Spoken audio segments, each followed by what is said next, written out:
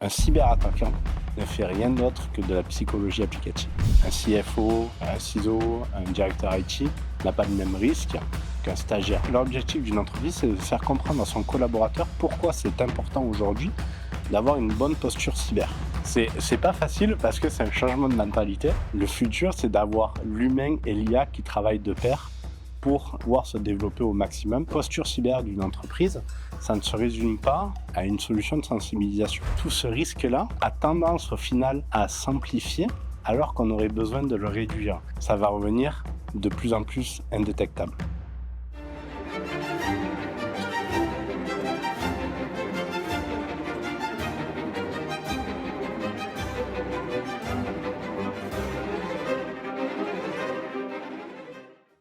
Bonjour Arnaud Loubatière, ravi de vous avoir avec nous sur l'Angle d'attaque, qui est l'émission cybersécurité, business et stratégie de Risque Intel Média. Alors, Arnaud, vous êtes directeur France et Europe de la société SoSafe, donc une société qui est spécialisée dans la sensibilisation en cybersécurité. Est-ce que vous pouvez nous en dire plus? Ouais, mais écoute, merci Yasmine. SoSafe, nous, on est le leader européen par les chiffres de la sensibilisation à la cybersécurité. Alors, ça veut dire quoi la sensibilisation pour SoSafe? On travaille autour de 3 piliers. Le premier pilier, c'est de pouvoir entraîner les personnes. Donc, on va leur permettre de faire des tests, soit via du phishing, soit via du smishing, soit via d'autres solutions. Le deuxième, c'est de pouvoir leur donner de la connaissance. Donc, on va leur prévoir des parcours de formation. Il y a différents canaux. Et le troisième pilier, c'est de pouvoir coacher ces gens. Une fois qu'on leur a donné de la connaissance et qu'on les a fait monter en compétences, on va les accompagner dans leur travail au quotidien via un agent alimenté par l'IA et via d'autres solutions qui vont leur permettre de pouvoir avoir un comportement plus sûr d'un point de vue informatique et comportement sur le web. Alors, j'ai envie de commencer cette interview en parlant un peu de conformité. En regardant un petit peu dans la préparation de cette émission, j'ai découvert que notamment Dora et Nice demandent en fait ce qu'on appelle une 100% formation réalisée pour être conforme sur certaines exigences. Justement, comment on peut expliquer aujourd'hui à un RSSI que finalement conformité ne veut pas dire résultat, autrement dit, cocher des cases ne veut pas dire qu'on a réellement sensibilisé les collaborateurs? C'est un peu complexe comme sujet parce que pour un RSSI, c'est vrai qu'on a tendance à se dire pour que je sois compliant, pour que je puisse passer tel ou tel test, telle ou telle certification, je veux avoir mes collaborateurs ou 90% de mes collaborateurs qui ont répondu à un test. On va les accompagner dans ce sens-là, mais la problématique, elle tourne autour de deux autres sujets. Le premier, c'est de pouvoir déjà, dans un premier temps, identifier qui sont mes vrais profils à risque. Un CFO, un CISO, un directeur IT n'a pas le même risque qu'un stagiaire. Parce qu'il est plus stratégique. Il est plus stratégique, il va être beaucoup plus la cible d'attaquants, il va avoir des accès privilégiés aussi. Et donc, c'est ce que vont rechercher des cyberattaquants. Le deuxième élément qu'il faut prendre en considération, en fait, c'est le niveau de connaissance. Cocher des cases, c'est simple. Faire du training, faire de l'entraînement, tout le monde peut le faire et on peut sortir des scores de ça. La réalité, c'est qu'est-ce que mes collaborateurs vont apprendre de ce type d'exercice et comment je vais pouvoir mesurer la montée en compétences. On peut avoir du 100% de training avec du 0% d'apprentissage. L'objectif, c'est de pouvoir lier ces chiffres-là avec des objectifs globaux qui vont être une amélioration de ma posture cyber et de la connaissance cyber de mes collaborateurs. Alors justement, je comprends également que dans la réglementation européenne et plus particulièrement DORA, aujourd'hui, il est imposé de pouvoir mesurer, en fait, de donner un certain nombre de KPI pour réduire les risques. Je sais notamment que vous avez quelques scores, qui est le Human Risk Score. J'aimerais bien qu'on en parle, que vous nous expliquiez de quoi il s'agit. Comment vous arrivez à démontrer aujourd'hui, en termes de conformité pour un auditeur, ce genre de chiffres? Ok, mais d'un point de vue conformité, on va fournir des éléments qui sont très classiques dans un premier temps. On va pouvoir donner un taux de clic, un taux de signalement, un taux d'interaction, tout ce genre d'éléments. Seulement, aujourd'hui, la sensibilisation cyber ou une posture cyber d'une entreprise, ça ne se résume pas à une solution de sensibilisation. Ça va se résumer en fait à un environnement IT. Et cet environnement-là, il va composer plusieurs solutions. On va parler d'un Defender, on va parler d'un EDR, on va parler d'une solution SIEM, etc. Notre objectif aujourd'hui, grâce à ce score-là, c'est de pouvoir agréger tous les éléments, toutes les datas qu'on pourrait obtenir de ces systèmes-là, d'un point de vue utilisateur, pour arriver à scorer le risque réel derrière chaque groupe d'utilisateurs, voire à aller potentiellement sur chaque individu. Ça va aider l'entreprise à améliorer sa posture d'un point de vue cyber, puisqu'elle ne va pas avoir uniquement des données qui vont correspondre à des tentatives de phishing, des tests de e-learning, mais elle va avoir des données qui vont correspondre à l'utilisateur réel au quotidien, à son risque. Est-ce qu'il a été victime d'une cyberattaque?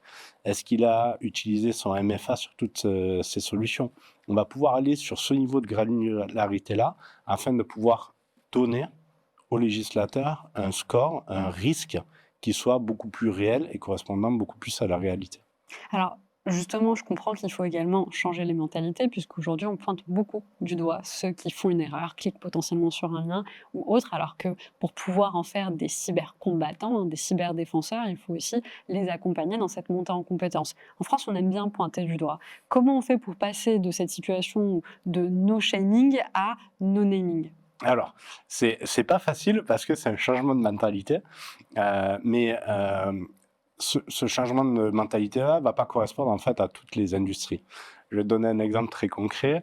Je suis pas sûr que le no-shaming dans l'industrie de l'armement ou dans le côté militaire ou la police, ce soit la meilleure des stratégies. Cependant, ce que l'on voit, nous, ce que l'on observe chez nos clients, c'est ce shift qui se fait par l'accompagnement et en fait par le feedback. L'objectif d'une entreprise, c'est de faire comprendre à son collaborateur pourquoi c'est important aujourd'hui d'avoir une bonne posture cyber. Et c'est d'avoir la possibilité pour le collaborateur de comprendre quelle est sa place au sein de la stratégie risque de l'entreprise.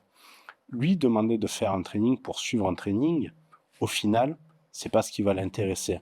Lui demander de pas cliquer s'il n'a pas le pourquoi du comment, c'est pas ce qui va l'intéresser. Par contre, arriver à lui raconter une histoire en lui expliquant quelle est sa place dans le dispositif de cybersécurité, quel peut être l'impact de son action dans le dispositif de cybersécurité au niveau de l'entreprise, au niveau du business, au niveau de ses propres risques à lui, c'est ce qui va lui permettre de changer le comportement. Et nous, on les accompagne là-dessus, on accompagne nos clients grâce à nos différentes solutions pour pouvoir donner du feedback en temps réel à l'ensemble des collaborateurs afin qu'ils puissent vraiment adopter la meilleure posture cyber qu'ils peuvent dans le cadre de leur quotidien. Alors, vous parliez tout à l'heure justement d'un score, donc c'est ce qui vous permet d'identifier quelles sont les personnes à risque, les postes à risque. Alors, je me pose la question, c'est un changement quand même dans le paradigme de la sensibilisation, c'est pas la sensibilisation qu'on a fait jusqu'à présent. Comment on arrive justement à passer d'un système de e-learning classique à un système où on est data-driven? Parce qu'en fait, vous collectez de la donnée quelque part pour adapter une certaine formation, un certain type de profil à son degré de risque. En fait, nous, on a fait ce shift par rapport aux dernières tendances que l'on a vues. Je fais une très rapide parenthèse sur ce qui s'est passé il y a quelques semaines, parce que j'ai vu que vous avez fait un article également dessus. Anthropic, qui a Oui. avoué ouvertement que son intelligence artificielle avait été utilisée pour faire des cyberattaques de masse. Aujourd'hui, ce sont les technologies qui sont utilisées par les cyberattaquants pour créer des attaques. Donc, par rapport à ça, il faut qu'on arrive à adapter notre système de défense par rapport à ce prisme-là. L'adapter, c'est le mot fort, et en fait, il faut qu'on arrive à adapter pour coller le plus facilement au risque d'une personne sur 3 piliers principaux: adapter aux menaces, adapter aux personnes et adapter au contexte.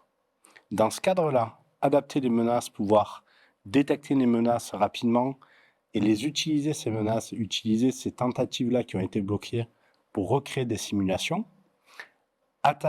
utiliser ces datas-là d'un point de vue personne pour, en fonction du risque de l'individu, lui proposer la bonne formation dans le bon format au bon timing, et par rapport au contexte, faire en sorte que l'on arrive à englober ces éléments-là dans une stratégie globale grâce aux différentes données que l'on peut obtenir des solutions de notre environnement pour leur permettre au RSSI de pouvoir cibler au mieux quelles sont les personnes à risque, justement leur donner un niveau de score et mitiger ce risque réellement en fonction des attaques qu'ils vont avoir et des formations dont ils ont besoin.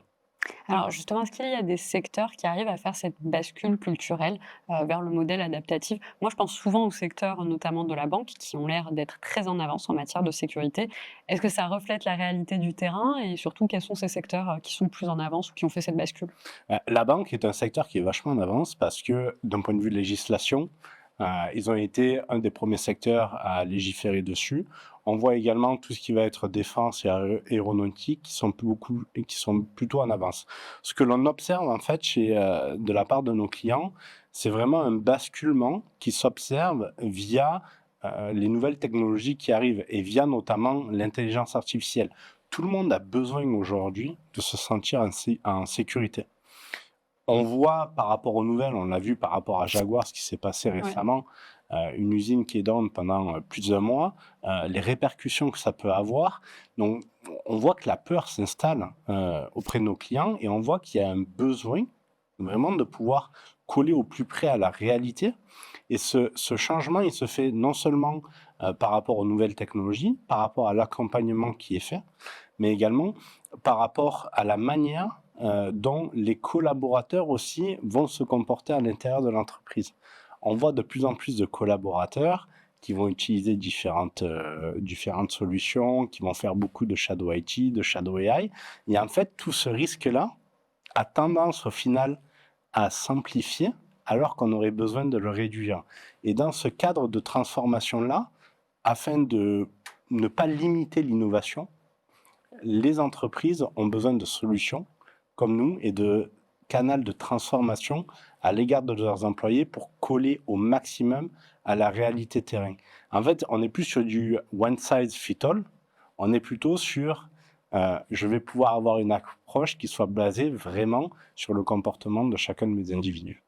Alors, j'ai pu comprendre que vous êtes de plus en plus intégrés aux EDR et aux XDR, alors CrowdStrike, Microsoft, SentinelOne. Est-ce que vous avez une ambition finalement que la plateforme de sensibilisation devienne la human layer, cette fameuse dernière couche manquante? Ouais, exactement, nous, notre ambition, c'est vraiment de pouvoir collecter un maximum de données pour pouvoir donner le pouvoir aux ciseaux d'une entreprise, d'une organisation, de savoir quelles sont les personnes, non seulement qui ont le comportement le plus à risque, mais qui ont également été la cible d'attaque, qui ont également été la cible de telle ou telle action de la part d'un élément externe ou interne. Quelles sont les personnes qui ont le plus de privilèges? Encore une fois, je reprends l'analogie que je faisais. Un CFO, aujourd'hui, il va avoir le pouvoir de presser sur un bouton pour faire un transfert que n'a pas un stagiaire. Oui. Donc, dans ce cadre-là, en fait, le fait de pouvoir donner une vue holistique à un ciseau du risque de son entreprise, de pouvoir donner le bon outil, la bonne formation, le bon training au bon endroit, au bon moment, de la meilleure des manières à la bonne personne, c'est ce qui va faire qu'on va arriver sur quelque chose qui soit hyper personnalisé. Et grâce à toutes les datas que l'on va pouvoir collecter, que ce soit d'un EDR, que ce soit un outil de SIAM, que ce soit n'importe quel outil dans la cybersécurité ou autre, que ce soit une navigation, que ce soit un outil d'AI, qu'on soit capable de capturer cette donnée-là pour donner une réalité sur le risque, non pas du training, mais de la réalité terrain à un ciseau, c'est ce qui va changer le futur et ce qui va permettre de limiter le risque au quotidien des collaborateurs. Alors, j'ai cru comprendre que vous aviez une IA qui était intégrée dans Teams, donc qui s'appelle Sophie. Mmh. Est-ce que déjà vous pouvez nous expliquer qu'est-ce que fait Sophie? Sophie, c'est notre assistant personnel. Sophie, elle va avoir 3 fonctionnalités principales. La première, c'est de pouvoir donner de la connaissance. Là, on va pouvoir utiliser Sophie comme un canal de communication pour les entreprises, comme un relais de formation.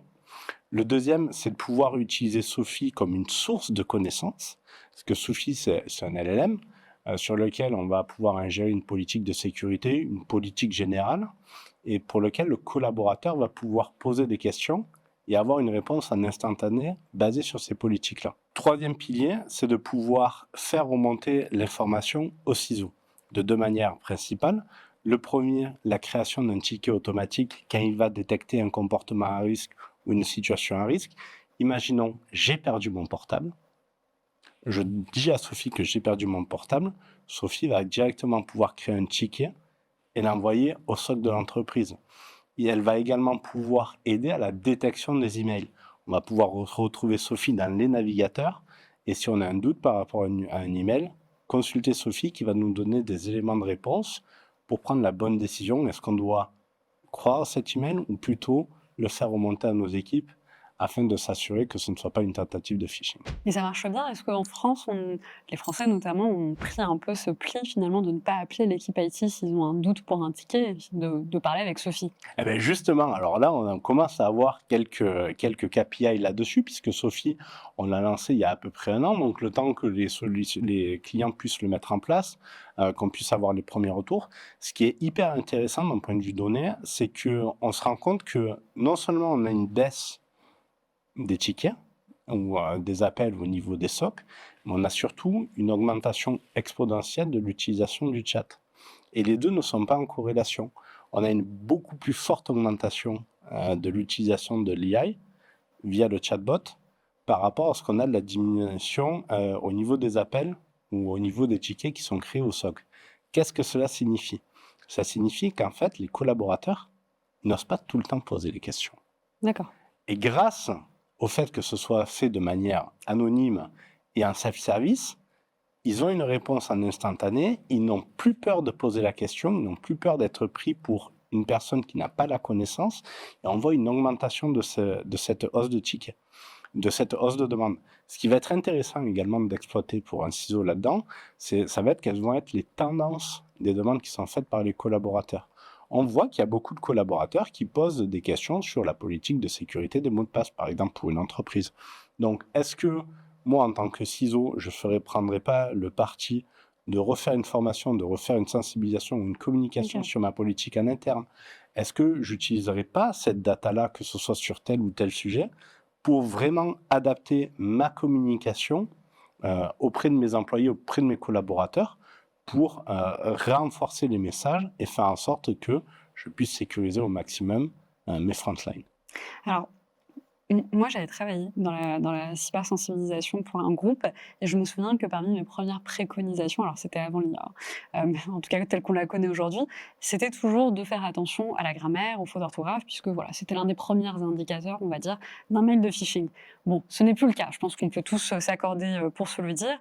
Un mail aujourd'hui de phishing n'a pas de faute d'orthographe, n'a pas de faute de grammaire, en tout cas pas assez énorme pour que ça puisse attirer notre attention. Donc, comment on fait aujourd'hui pour sensibiliser des collaborateurs où ils doivent chercher justement ce mail de phishing? Est-ce qu'on arrive dans une ère où le phishing va devenir indétectable?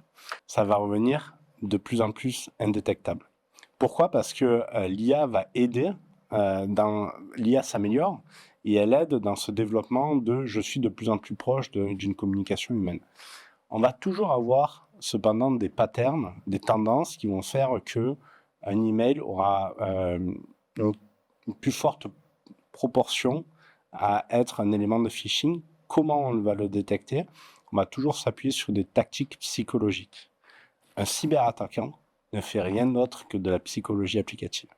C'est-à-dire que son objectif, c'est que vous lui donniez soit des crédentials, soit que vous téléchargez un document, etc. Donc, il faut toujours se mettre à la place d'un collaborateur et dire à ce collaborateur, est-ce que cet email te semble légitime? Est-ce que cet email te semble approprié par rapport au timing?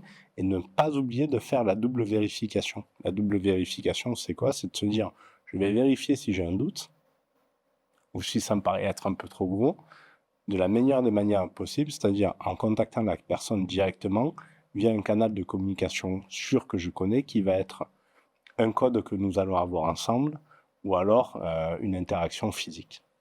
Alors, j'en ai un petit peu parlé au début, lorsqu'on parlait des KPI, vous avez le Human Risk Report, donc qui permet d'analyser, en tout cas dans lequel vous analysez les grandes tendances. Quelles sont les tendances que vous avez pu voir en 2025 sur la France?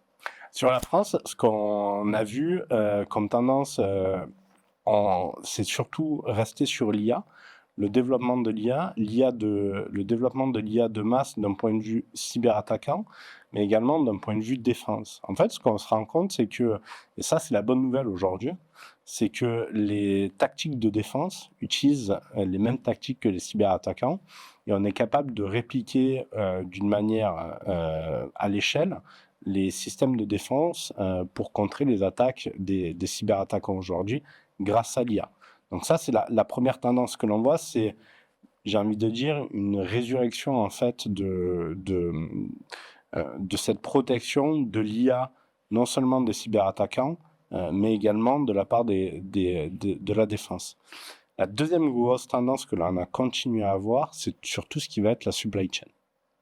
On continue de voir les cyberattaquants non pas attaquer de manière frontale les entreprises, mais utiliser des canaux tels que les sous-traitants ou des collaborateurs de sous-traitants pour infester les SI de clients principaux de grands groupes. Et ça, c'est une tendance que l'on continue à voir depuis plusieurs mois et qui ne cesse de s'intensifier. Donc, le rapport qui va tomber va vraiment s'orienter sur ces deux tendances-là. Alors, on arrive à cette dernière question. Si vous aviez un conseil à donner à un RSSI pour 2026, ce serait lequel? Est-ce qu'il doit continuer ou investir massivement dans des outils IA ou revenir peut-être aux basiques et reprendre l'humain au cœur et au centre de ses préoccupations? Mais moi, j'ai envie de dire les deux. Et les deux, comment? Aujourd'hui, il y a des solutions sur le marché qui vont être vraiment capables de pouvoir combiner les deux. Utiliser ce que l'on connaît, utiliser les attaques que vous avez pour créer vos propres simulations pour entraîner, utiliser l'IA pour donner la meilleure formation aux collaborateurs au bon endroit au bon moment, et utiliser l'IA pour coacher le collaborateur dans son travail au quotidien de détection des menaces. En fait, je ne veux pas faire en sorte d'affronter l'un et l'autre. Je pense vraiment que le futur, comme on le voit aujourd'hui chez les cyberattaquants, le futur, c'est d'avoir l'humain et l'IA qui travaillent de pair pour pouvoir se développer au maximum et faire en sorte de développer la connaissance de l'ensemble des collaborateurs. Bien, merci beaucoup Arnaud. On arrive à la fin de cette interview. Merci également au public qui nous a suivis. Donc, nous étions avec Arnaud Loubatière, qui travaille et qui est directeur chez SoSafe, que vous pouvez retrouver sur LinkedIn. Vous pouvez également aller voir le site de SoSafe si vous avez des questions concernant la sensibilisation. Et puis, je vous retrouve bientôt sur une autre émission de l'Angle d'attaque, l'émission de Risque Intel Média. N'oubliez pas de commenter et de liker. On est toujours intéressé de savoir ce que vous en avez pensé. Merci Arnaud. Merci Yasmine.